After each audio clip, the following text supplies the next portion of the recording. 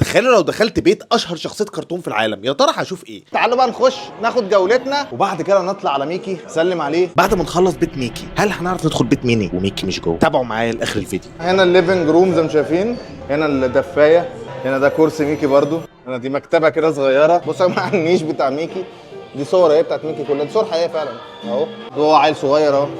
الشهاده، البيانو، هنا صوره اللي هو بيعزف حلقه من حلقاته، ده التلفزيون بتاعهم، غساله ميكي ماوس يا جماعه. شايفين الجوانتيات بتاعت ميكي ماوس هنا اهي. هنا ايه بينشفوا اللبس، كاميرا ميكي ماوس اهو. البتاع ده اللي هو بتاع دايما في افلام الكرتون اهو.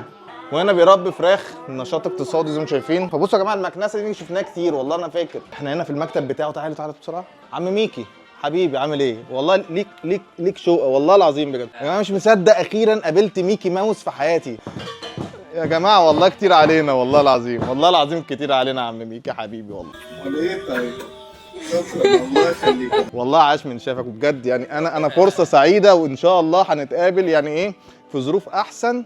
وبجد شكرا على الاستضافه وربنا يخليك، ربنا يخليك لينا كل صح.